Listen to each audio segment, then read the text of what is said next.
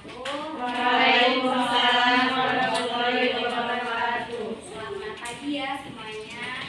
Di sini saya Maulid Hatisa sebagai pemateri dalam penyuluhan pagi hari ini, dan juga pastinya aku nggak sendiri ya, aku ditemani oleh rekan-rekan. Di sini ada Teh Isti, Teh Fitri, Teh Hana, dan juga Kak Fawas ya. Nah, di sini sebelumnya kami mau berterima kasih atas kesempatan dan juga waktunya yang telah teman-teman luangkan untuk kami melakukan penyuluhan pada pagi hari ini. Tujuan kami melakukan penyuluhan tidak lain dan tidak bukan adalah untuk pemenuhan tugas dari mata kuliah psikiatri, yang mana pembimbing kami itu yaitu Ibu Tanti. Tahu Ibu Tanti? Iya. Sebagai mata kuliah dari dari psikiatri ini ya. Bisa dilihat ya leafletnya, di sini juga udah ada bannernya. Fenomena burnout yang terjadi di kalangan mahasiswa. Di sini ada yang udah pernah dengar belum burnout itu apa? Atau tahu? Belum. Nah, Kang, berarti sasaran kita pas nih. Belum ada yang tahu tentang burnout itu apa. Oke, kita langsung masuk aja nih ya ke materinya. Jadi burnout itu adalah suatu kondisi di mana seseorang ini mengalami suatu kelelahan. Kelelahannya itu secara apa? Secara emosional, secara mental, dan juga bahkan yang lebih parahnya adalah secara fisik. Hal ini terjadi karena apa? Banyak faktornya. Bisa jadi karena stres yang berkepanjangan ataupun stres yang berlebihan. Biasanya kalau burnout ini terjadi karena work hard atau overwork gitu ya, kerja yang terlalu keras gitu, sehingga menyebabkan suatu pressure atau suatu tekanan bagi seseorang tersebut. Sehingga overwork ini berkontribusi menjadi atau penyebab terjadinya suatu burnout. Overwork ini juga dikaitkan nih menjadi beban kerja, dan yang mau aku mention di sini adalah beban kerja mental. Perlu digarisbawahi ya, apa tadi? Beban kerja mental. Nah, beban kerja mental ini dibagi menjadi dua kubu nih ya teman-teman. Ada yang kualitatif, ada yang kuantitatif. Nah, kalau yang kualitatif, ketika kita itu udah notif diri kita bahwa ini tuh bukan kapasitas aku loh untuk mengerjakan tugas ini. Toh kalau aku mau ngerjain tugas ini tuh aku nggak bakalan bisa sanggup, nggak bakalan bisa selesai, dan akhirnya ya kayak gitu, nggak bakalan maksimal gitu tugasnya. Tapi ketika teman-teman semua udah mention diri teman-teman sendiri, udah notif dirinya bahwa ini tuh bukan kapasitas aku buat mengerjakan hal-hal pekerjaan ini. Tapi kalau yang kuantitatif, teman-teman sanggup, teman-teman menyanggupi untuk menyelesaikan pekerjaan tersebut, tapi teman-teman merasa kalian ini benar-benar di pressure secara habis-habisan gitu, ditekan, dipaksa, dan merasa ini tuh berat buat saya ya. Nah, sekarang kita masuk ke, itu kan tadi kan perbedaannya ya antara beban kerja mental kualitatif dan juga kuantitatif. Ini sendiri biar teman-teman bisa lebih aware sama diri kalian sendiri, bisa lebih notice sama diri sendiri bahwa aku ini sedang tidak baik-baik aja gitu loh. Dan kalian tahu langkah apa selanjutnya yang kalian ambil gitu, yang harus kalian ambil. Nah, untuk perbedaannya sendiri aku kasih clue ya. Kalau untuk kelelahan biasa, pada saat orang tersebut lelah, semua orang kan punya manajemen stresnya masing-masing ya. Kalau misalnya ada yang manajemen stresnya dengan cara tidur, terus jalan-jalan, healing, curhat sama temennya, atau mungkin apa ya? Kalian apa? Main handphone, serius gitu, manajemen stresnya. Terus apa lagi? Nonton, oh iya nonton drakor mungkin. Aku juga tidur. Aku tidur. Aku kalau stres pasti banyak banget tidur. Tapi bangun bisa lebih fresh ya, pasti fresh nggak kalau bangun tidur. Nah, berarti itu kamu ada di fase yang normal ya. Kesehatan mentalnya berarti insya Allah normal. Tapi kalau orang pada burnout, ketika dia istirahat itu nggak cuma tidur ya. Maksudnya istirahat di sini itu maksudnya adalah ketika kalian melakukan manajemen stres kalian masing-masing dengan berbagai macam cara. Setiap orang itu berbeda-beda. Nah, ketika kalian sudah melakukan segala macam cara manajemen stres, tapi kalian tetap tidak mendapat hasil apapun, tak merasa lelah. Ibarat handphone nih ya, ibarat handphone kalian tuh udah dicas, HP-nya itu udah tinggal 2%, tapi dicas seharian itu nggak akan nambah gitu. Karena handphonenya itu mengalami masalah, mau chargernya mahal kek, sekalipun apa kek gitu juga tetap nggak bakalan bisa nambah HP-nya, karena masalah HP-nya kan bukan di chargernya kan. Sama kayak orang burnout. pada saat orang mengalami masalah gangguan entah itu depresi atau burnout di sini, ketika dia istirahat dia tidak akan mungkin terisi energinya. Paham ya dari sini teman-teman? Oke. Tadi kita udah bahas apa tadi perbedaan dari kelelahan biasa dengan burnout. Nah, sekarang kita masuk nih ke gejalanya. Setiap preferensi itu kan pasti kan berbeda-beda ya gejalanya apa. Nah, di sini yang mau aku mention ada 3 area utama. Yang pertama adalah ada exhaustion atau merasa kelelahan seperti yang aku tadi kasih tahu ya. Pada orang burnout ini kelelahannya itu tidak biasa, mereka terus-terusan merasa lelah, bahkan bisa sampai ke fisik. Misalnya kalau orang dengan burnout itu khasnya adalah masalah dengan gastrointestinal. Apa gastrointestinal? Itu jenis penyakitnya ya, gastritis. Jadi gastrointestinal itu adalah gangguan pada saluran pencernaan, sistem pencernaan. Nah, biasanya ini terjadi di lambung ya, asam lambung naik. Sehingga kalau asam lambung naik apa biasanya keluhannya?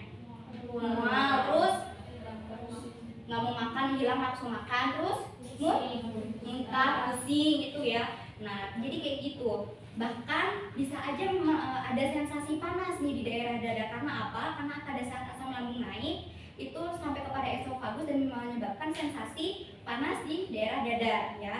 Nah, kalau misalnya teman-teman merasa kelelahan yang seperti yang aku sebutkan tadi ya, ciri-cirinya, gejalanya diikuti disertai dengan masalah fisik yang terutama gastrointestinal, bisa juga terjadi di saluran cerna bawah seperti usus ya, bukan cuma lambung.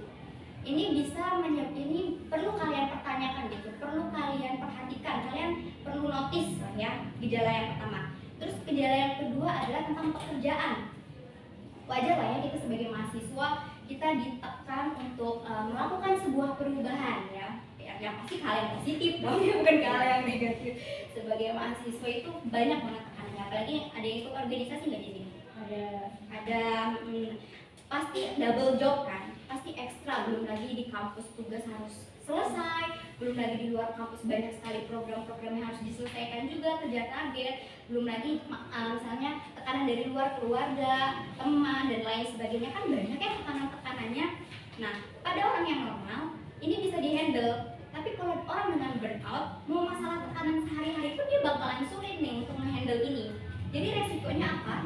Akhirnya orang ini tuh frustasi gitu, berpikirnya kalut, kacau, dia frustasi itu tadi, terus jadi malas ngapa-ngapain, jadi bakalan hilang jadi nggak bakal produktif lagi lah gitu.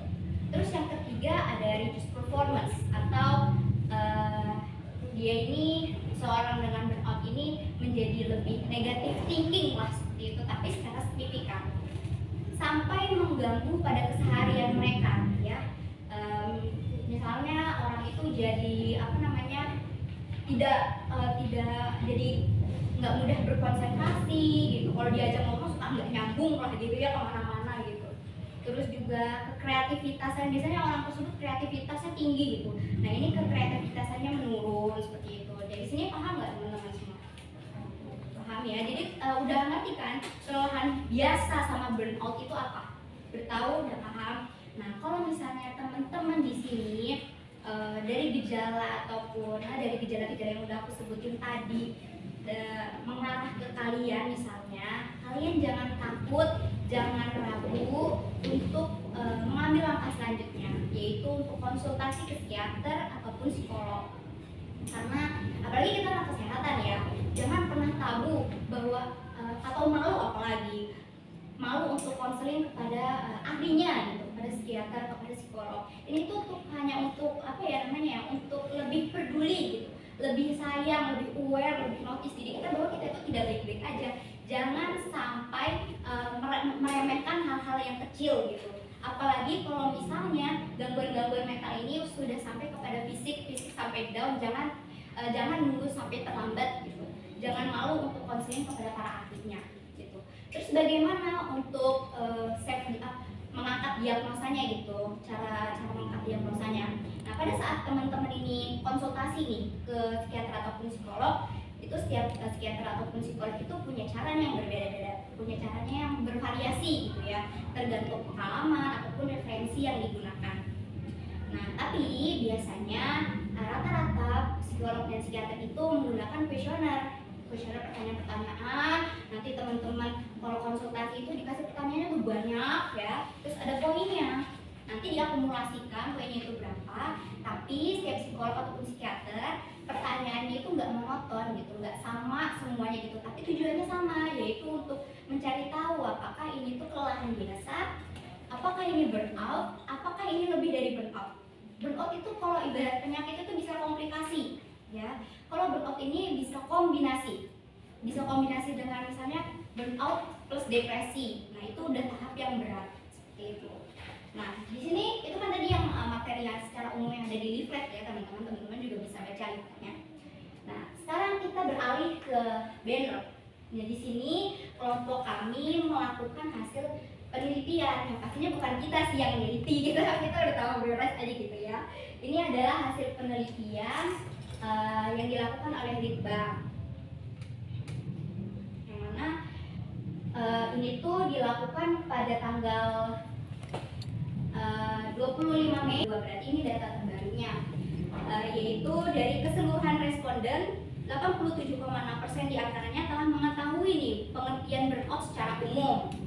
Akan tetapi hanya 24,8% saja yang memiliki pemahaman tinggi. Jadi yang udah paham banget lah tentang burnout ini sekitar 84,8% saja.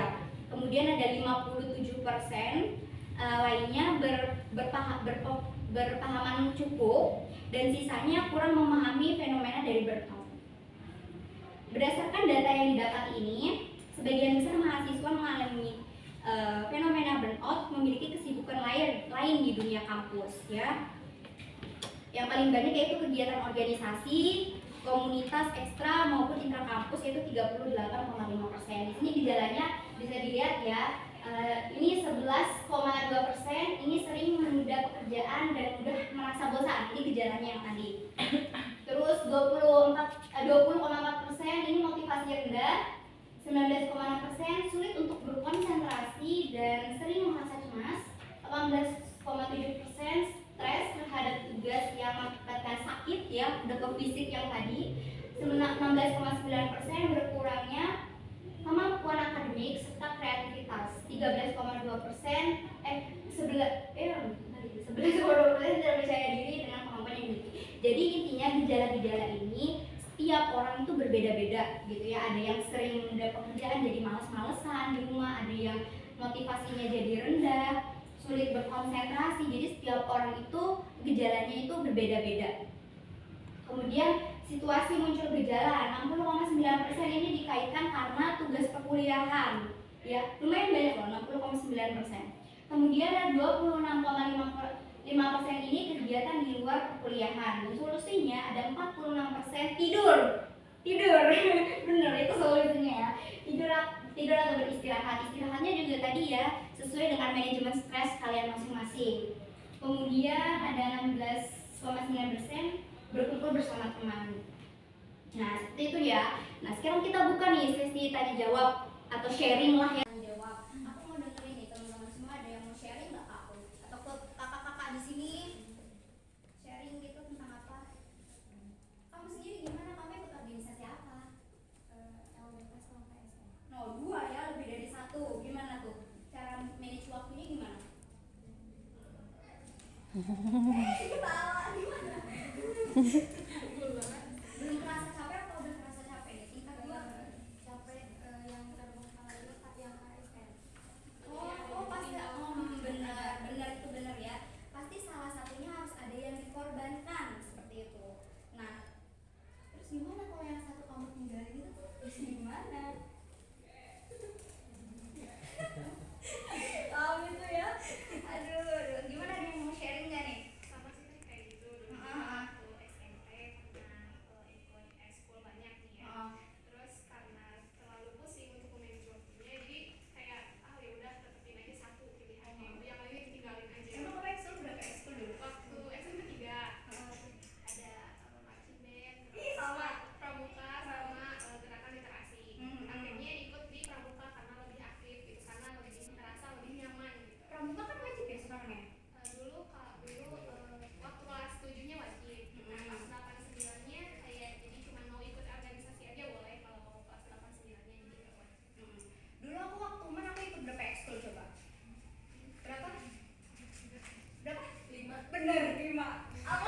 5 ekskul bener. Aku ikut marching band, bahasa Arab cuman gak bisa bahasa Arab ya.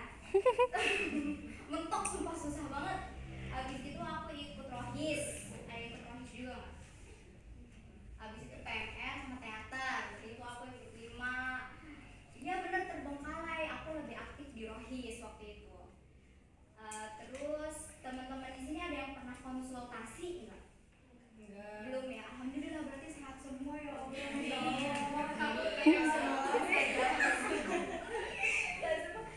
dari gejala-gejala yang aku sebutin ada yang mengarah ke sana nggak? Ada. Kira-kira ringan atau berat? Ada yang masih ringan, tapi kalau misalnya nggak diatasi dengan baik, manajemen stresnya bakal negatif. Iya bener sih. Kamu manajemen stresnya apa? Kadang tidur, kadang enggak nonton. Pada saat kamu tidur itu apa fresh atau tetap berat gitu pusing? Pernah ada masanya fresh, ada masanya kalau memang benar-benar capek, benar-benar burnout itu pusing kayak nggak mau ngapain kayak gitu. Ada niat nggak sih buat konsultasi? Aku saranin sih coba deh. Jangan malu. Sih, tapi kan kalau orang tua kayak masih menganggapnya hal tersebut adalah hal Tabu. Benar. Mau aku temenin? Aku kalau aku jujur aku juga pernah konsul kok. Iya kayak gitu.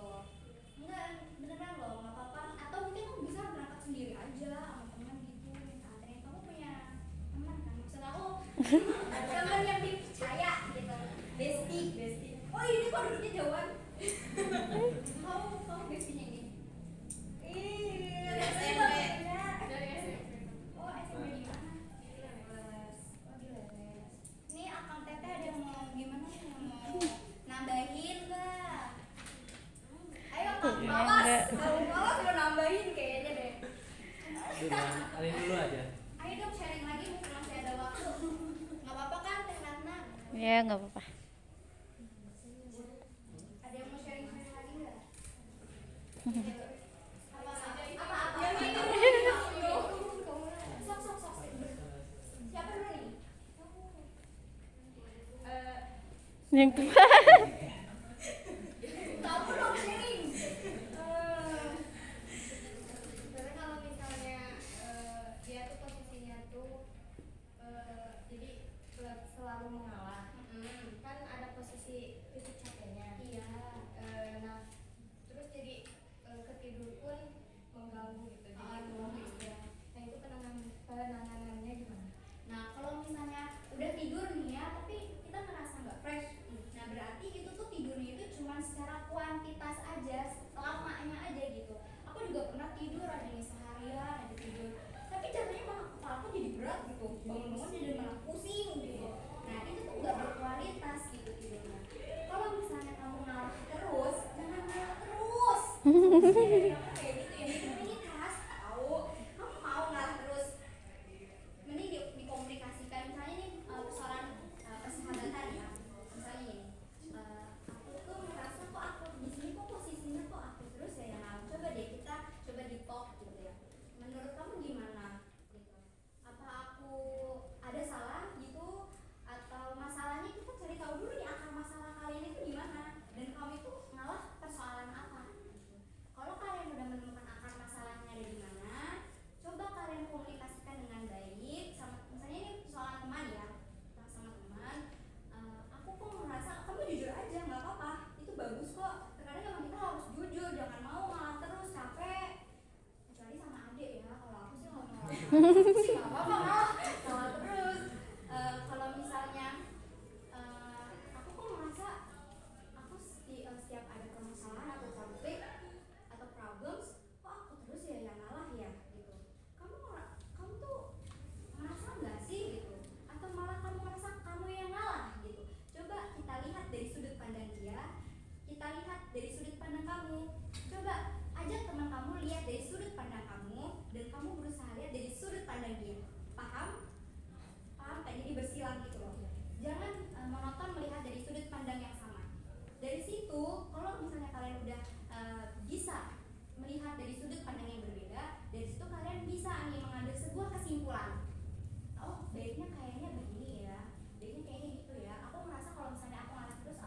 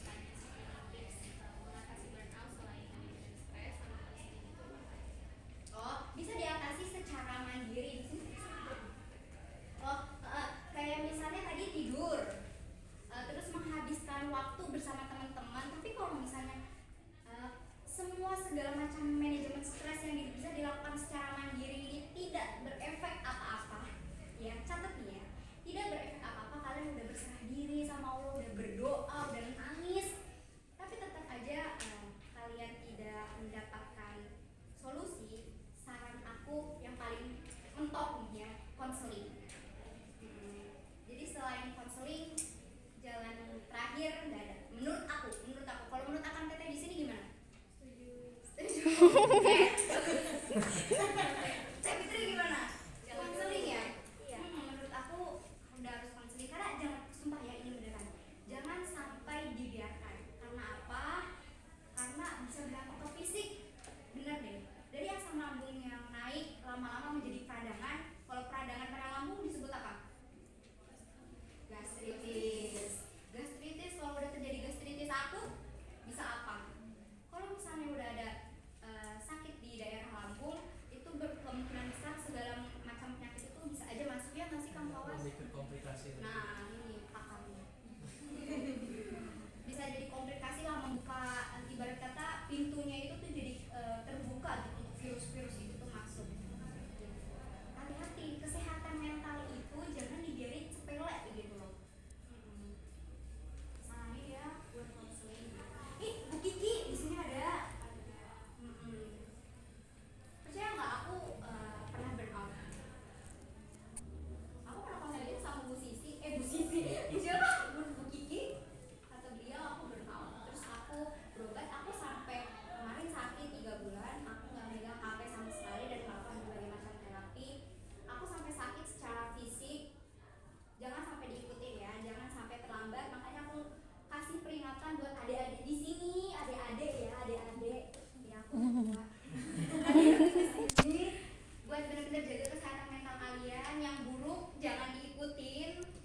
Entah kalian bakal nyesel, bener deh, bener, percaya sama aku udah ada di fase itu, kalian bakalan nyesel. Jangan sampai mengganggu fisik kalian, oke? Kesehatan mental itu penting.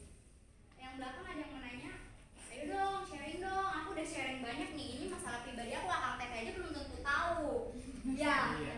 no, aku udah sharing di sini. Jarang-jarang Gimana udah ada hari dosen? ini. Ada dosen nih. Oh iya, nah masih ada nih. Belum kan?